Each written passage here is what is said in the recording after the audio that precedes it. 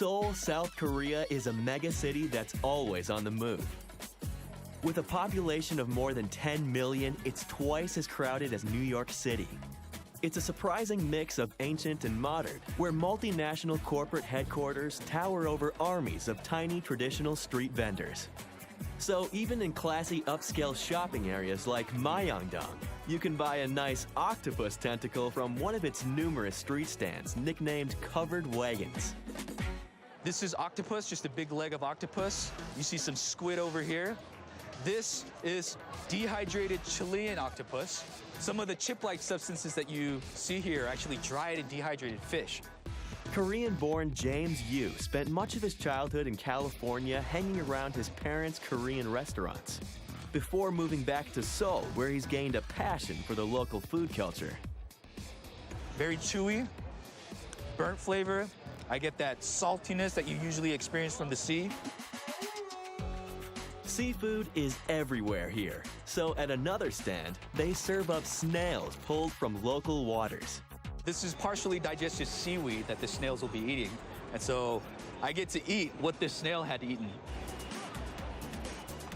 But a more popular snack here is a home-cooked rice cake called tteokbokki, served with scallions and odang, which is fish cake. Then it's all soaked in fish broth and dunked into a sweet and spicy sauce, which needs a cooling antidote. He's just handed me some odaenguk. This is basically fish cake broth.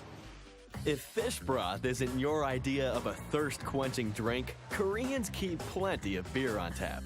They make two popular brands in the country which go great with the huge variety of fried foods on the street. Check out this fishy, porky wiener. A sausage wrapped in fish cake batter. It's been deep fried. The green thing that you see on there is sesame leaf or perilla leaf. Give it an extra flavor. She's doused it in some sweet and spicy barbecue sauce. And this one, a sausage coated with French fries, wrapped in batter and deep fried. I'm trying to figure out what the dough is, but it almost tastes almost like a muffin. This is what you call a heart attack on a stick. There's fried street eats all over the place in Seoul. Some of the most traditional varieties are found in the Gwangjwang Market, a massive covered market with some 5,000 little stalls selling mostly fabrics, clothing, and food. One of Korea's oldest public markets. It started in the early 1900s. It's mainly a textile area, and all these proprietors, they need to eat during the daytime. They eat traditional foods like these fried discs. They're Korean pancakes called bindai duck. But they're nothing like American pancakes. The main ingredient is mung beans. So you see some mung beans here grinding around in a pestle, and so once it comes out in a paste. They add a lot of bean sprouts, onions, green onions, garlic, and ginger together. And then they're dipped in a soy sauce. It starts out salty, and then when you finish, it's kind of a sweet and savory flavor that you get. Piping hot, though, very hot. Not everything is fried. In fact, one of Seoul's oldest and most beloved street eats is gimbap. Rice wrapped in sheets of seaweed, along with fish or veggies inside. It's a lot like Japanese sushi. Taste is good. Yes, I love it, and also my family also like it. Many Japanese love it, and then, we can eat the similar one in Japan, but here it's the best. The gimbap is spiced up with a slice of pickled radish or wasabi soy sauce. But it's not all veggies here. The best-selling meats here are chicken and pork, and that's pretty obvious in Gwangjwang Market. Whole pig's feet, anyone?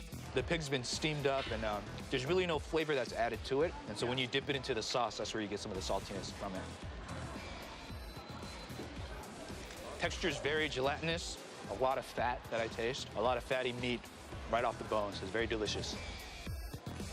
Also from pork, one of the top classic Korean dishes, a sausage called sundae.